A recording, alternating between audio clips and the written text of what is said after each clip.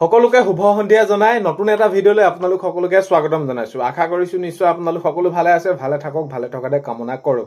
আজি হৈছে 19 ফেব্ৰুৱাৰী। আজিৰ সন্ধিয়াৰ কেইটামান গুৰুত্বপূৰ্ণ খবৰ আপোনালোকৰ মাজলৈ লৈ আহিছো। আপোনালোকে শেষলৈকে চাওক ভিডিঅ'টো কেনেধৰণৰ হ'বলৈ গৈ আছে। তো হয়, নিযুক্তিৰ ক্ষেত্ৰত মাননীয় মুখ্যমন্ত্ৰী মহোদয়ে কেনেদৰে ক'লে বা এই সকলোখিনি বিষয় আপোনালোকে থাম্বনেইলত দেখিছে, আলোচনা আপোনালোকক জনাবলৈ গৈ আছো এই ভিডিঅ'টোৰ জৰিয়তে। তো শেষত আপোনালোকৰ মন্তব্য কমেণ্টৰ জৰিয়তে লিখিব আৰু এইখিনিতে এটা অনুৰোধ কৰিম, চেনেলটোলৈ যদি আপোনালোক নতুনকৈ আহিছে চেনেলটো ছাবস্ক্ৰাইব কৰাৰ লগতে কাষতে থকা বেল আইকনটো প্ৰেছ কৰি অল কৰি থ'ব, যাতে নতুন এটা ভিডিঅ' দিয়াৰ লগে লগে আপোনালোকে আগতীয়াকৈ চাবলৈ পায়। যদি ভিডিঅ'টো চাই ভাল পায় লাইক এটা কৰি দিব আৰু শ্বেয়াৰ কৰি দিব বুলি আশা কৰিলোঁ। প্ৰথমটো খবৰ হৈছে, এতিয়া যিহেতু আগন্তুক 26 নিৰ্বাচন আহি আছে, নিৰ্বাচনৰ প্ৰাকক্ষণত এতিয়া ৰাজনীতিক খবৰবিলাক সেইখিনি এটা দেখিবলৈ পোৱা গৈছে যে আনটো দলৰ পৰা আন এজন ব্যক্তি তেনেদৰে গৈ আছে। আৰু এতিয়া এইখিনি যিহেতু ভূপেন বৰা ডাঙৰীয়া কংগ্ৰেছৰ পৰা বিজেপিলৈ যিহেতু অহাটো তেনেদৰে সেইখিনি নিশ্চিত হৈ পৰিলে আৰু আহিব। এইখিনি ক্ষেত্ৰক লৈ ৰিপুণ বৰা ডাঙৰীয়াই জনাইছে যে ভূপেন বৰা কংগ্ৰেছৰ পৰা যোৱাত দলৰ কোনো ক্ষতিও নহয় বুলি তেনেদৰে ৰিপুণ বৰা ডাঙৰীয়াই জনাইছে। তো ৰিপুণ বৰা ডাঙৰীয়াই কৈছে যে ভূপেন বৰা কংগ্ৰেছৰ পৰা যোৱাত কংগ্ৰেছ দলৰ কোনো ক্ষতি নহয় বুলি তেনেদৰে জনাইছে। নেক্সট খবৰ হৈছে, আজি প্ৰিয়ংকা গান্ধী দুদিনীয়া কাৰ্যসূচী যিহেতু অসমলৈ আহিল, বিভিন্ন কাৰ্যসূচীত তেনেদৰে অংশগ্ৰহণ কৰিব। আৰু যিহেতু আগন্তুক 26 নিৰ্বাচন আহি আছে, নিৰ্বাচন প্ৰাকক্ষণত এতিয়া নিজ নিজ দলৰ তেওঁলোকে নিৰ্বাচনী প্ৰচাৰক অৰ্থাৎ তেওঁলোকে সাংগঠনিক ভেটি কেনেদৰে সবল কৰিব পাৰি এই উদ্দেশ্যৰে সকলোখিনি তেনেদৰে কি হ'ব কি নহ'ব আগন্তুক 26 নিৰ্বাচন এইখিনি বিষয়ৰ ওপৰতে তেনেদৰে আলোচনা হ'ব। আৰু আজি প্ৰিয়ংকা গান্ধী অসম পালেহি। নেক্সট খবৰ হৈছে, চৰকাৰৰ বিধানসভা অধিৱেশনৰ অন্তিম দিন আজি হৈ যায়। তো হয়, আজি চৰকাৰৰ শেষৰখন যি বিধানসভাৰ শেষৰটো দিন আজি অন্তিম দিন শেষ হৈ তেনেদৰে অনুষ্ঠিত হৈ যায়। নেক্সট খবৰ হৈছে, ৰাজীৱ ভৱনত ভূপেন বৰাৰ কথা ক'লে পাপে চুব, এনেদৰে জনাইছে, এনেদৰে কটাক্ষ কৰিছে দেৱব্ৰত শইকীয়া ডাঙৰীয়াই কৈছে যে মই যদি ৰাজীৱ ভৱনত থাকি ৰাজীৱ ভৱনৰ তেনেদৰে যদি ভূপেন বৰা ডাঙৰীয়াৰ কথা কওঁ তেনেহ'লে পাপে চুব বুলি তেনেদৰে দেৱব্ৰত শইকীয়া ডাঙৰীয়াই তেনেদৰে মন্তব্য ৰাখিছে। নেক্সট খবৰ হৈছে, চাকৰি নিযুক্তিৰ সংখ্যাই প্ৰায় 1,65,000 ওচৰ পালেগৈ, এনেদৰে মাননীয় মুখ্যমন্ত্ৰী মহোদয়ে জনাইছে। যিহেতু এতিয়া আৰু দুই এটা বিভাগত তেনেদৰে নিযুক্তি দিবলৈ আছে আৰু সেয়েহে মাননীয় মুখ্যমন্ত্ৰী মহোদয়ে এইটো জনাইছে যে যি চাকৰি নিযুক্তিৰ সংখ্যা প্ৰায় এতিয়া 1,65,000 ওচৰ পাবগৈ বুলি মুখ্যমন্ত্ৰী মহোদয়ে তেনেদৰে আজি জনাইছে। নেক্সট খবৰ হৈছে, আমাক ভোট নিদিয়া মানুহবোৰক আমাৰ শত্ৰু নহয়। আমাক যদি কোনোবাই ভোট নিদিলেই মানুহবিলাক শত্ৰু হৈ নাযায়, তেওঁলোক শত্ৰু নহয়। ভোট নিদিয়াসকলক আমি সেৱা কৰিব লাগে, এনেদৰে জনাইছে মাননীয় মুখ্যমন্ত্ৰী মহোদয়ে। মাননীয় মুখ্যমন্ত্ৰী মহোদয়ে কৈছে যে এতিয়া ধৰি লওক যিসকল ৰাইজে আমাক বেয়া পাইছে, কি কাৰণে বেয়া পাইছে সেইটো আমি জানি আগন্তুক সময়ত তেওঁলোকৰ হৈ যদি আমি ভাল কাম কৰোঁ তেনেহ'লে আমাক ভাল পালে নিশ্চয় ভোট দিব। তো সেইবাবে তেনেদৰে মুখ্যমন্ত্ৰী মহোদয়ে জনাইছে যে আমাক ভোট নিদিয়া মানুহবোৰ আমাৰ শত্ৰু নহয় বুলি তেনেদৰে সেইখিনি মাননীয় মুখ্যমন্ত্ৰী মহোদয়ে জনাইছে। নেক্সট খবৰ হৈছে, অখিল গগৈক আৰু অধিক পৰিপক্ক হ'বলৈ আহ্বান মুখ্যমন্ত্ৰী মহোদয়। মাননীয় মুখ্যমন্ত্ৰী মহোদয়ে অখিল গগৈক আৰু পৰিপক্ক হ'বলৈ আহ্বান জনাইছে। তেতিয়া আগন্তুক যি নিৰ্বাচনৰ সফল পাব তেনেহ'লে আৰু আগন্তুক 2031ত তেওঁ বিৰোধী আসনত থাকিব, এনেদৰে ইত্যাদি কথাৰে তেনেদৰে মাননীয় মুখ্যমন্ত্ৰী মহোদয়ে জনাইছে। নহয়, নেক্সট খবৰ হৈছে, মই লাগে ঘুগুনি বিক্ৰী কৰিম হয় তেনেদৰে কৈছে, কিন্তু বিজেপিত নাযাওঁ, এনেদৰে জনাইছে মীৰা বৰঠাকুৰে তেনেদৰে জনাইছে যে লাগে মই ঘুগুনিয়ে বিক্ৰী কৰিম কিন্তু তথাপিও মই বিজেপিত নাযাওঁ বুলি তেনেদৰে মন্তব্য দিছে মীৰা বৰঠাকুৰে।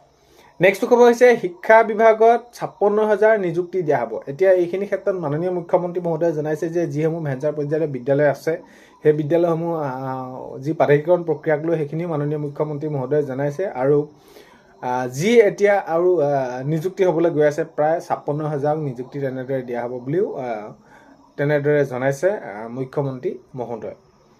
নেক্সট খবৰ হৈছে, 2027ত সংখ্যালঘুত পৰিণত হ'ব অসমীয়া, আমি বৰ্তমান ঘোৰ অন্ধকাৰৰ মাজত আছোঁ, এনেদৰে জনাইছে মাননীয় মুখ্যমন্ত্ৰী মহোদয়ে। মাননীয় মুখ্যমন্ত্ৰী মহোদয়ে জনাইছে যে আমি 2027 মানত কি হ'ম, সংখ্যালঘুত পৰিণত হ'ম বুলি তেনেদৰে জনাইছে আমি অসমীয়াসকল, আৰু আমি বৰ্তমান ঘোৰ অন্ধকাৰৰ মাজত আছোঁ বুলি এনেদৰে এতিয়া জনাইছে মাননীয় মুখ্যমন্ত্ৰী মহোদয়ে। আমি সেইখিনি ৰোধ কৰিব লাগিব আৰু এই যি তেনেদৰে বাংলাদেশী হওক বা অবৈধভাৱে যিসকল আছে তেওঁলোকক আমি আঁতৰাবই লাগিব বুলি তেনেদৰে মাননীয় মুখ্যমন্ত্ৰী মহোদয়ে জনাইছে। নেক্সট খবৰ হৈছে, দৰং জিলাত মুখ্যমন্ত্ৰী আত্মনিৰ্ভৰশীল আঁচনি চেক বিতৰণ কৰিলে মাননীয় মুখ্যমন্ত্ৰী মহোদয়ে আৰু কৈছে যে আগন্তুক সময়তো প্ৰায় 10 লাখ যুৱক যুৱতীক তেনেদৰে আত্মনিৰ্ভৰশীল কৰাৰ উদ্দেশ্যেৰে মুখ্যমন্ত্ৰী আত্মনিৰ্ভৰশীল আঁচনি তেনেদৰে সন্নিৱিষ্ট কৰি ল'ব তেওঁলোকক আৰু এতিয়া পৰ্যায়ক্ৰমে শেষ পৰ্যায়ৰ ফালে গৈ আছে এই যি মুখ্যমন্ত্ৰী আত্মনিৰ্ভৰশীল আঁচনি এই আঁচনি যি তেনেদৰে চেক বিতৰণৰ কাৰ্যসূচী শেষৰ ফালে গৈ আছে বুলিও মাননীয় মুখ্যমন্ত্ৰী মহোদয়ে তেনেদৰে জনাইছে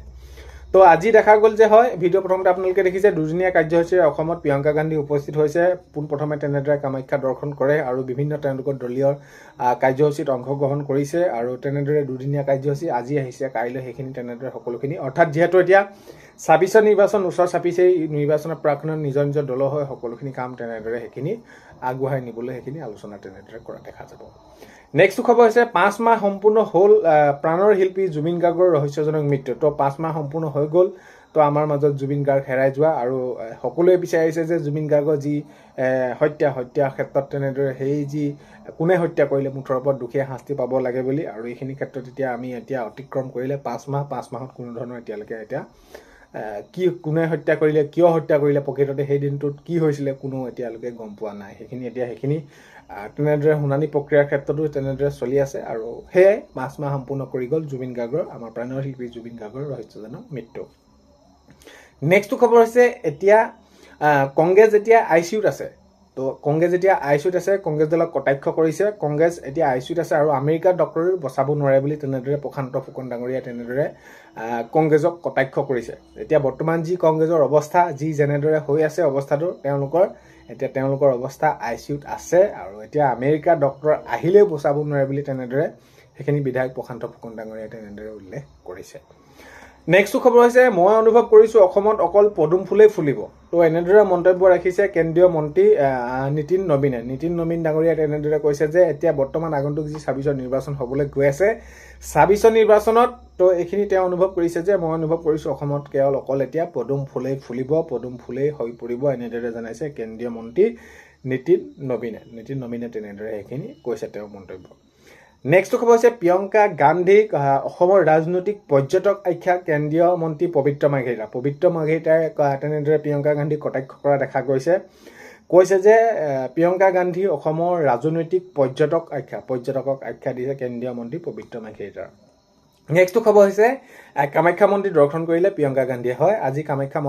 মন্দিৰ দৰ্শন কৰি তেনেদৰে বিভিন্ন কাৰ্যসূচীত তেওঁ সেইখিনি অংশগ্ৰহণ কৰে আৰু দুদিনীয়া কাৰ্যসূচীৰে তেওঁ অসমলৈ আহিছে তো আজি 19 ফেব্ৰুৱাৰী সন্ধিয়া খবৰ এইকেইটাই আপোনালোকক জনালো ভিডিঅ'টো আপোনালোকে শেষৰলৈকে চোৱাৰ বাবে বহুতেই বেছি ধন্যবাদ এইখিনিতে আপোনালোকক ভিডিঅ'ৰ প্ৰথমতে কোৱাৰ দৰে চেনেলটোলৈ আপোনালোক যিসকল নতুনকৈ আহিছে চেনেলটো ছাবস্ক্ৰাইব কৰাৰ লগতে কাষতে থকা বেল আইকনটো প্ৰেছ কৰি অল কৰি থব যাতে নতুন এটা ভিডিঅ' দিয়াৰ লগে লগে আপোনালোকে আগতীয়াকৈ চাবলৈ পায় তো আজিলৈ অন্য এটা ভিডিঅ'ৰ সৈতে লগ পোৱা আশাৰে পায়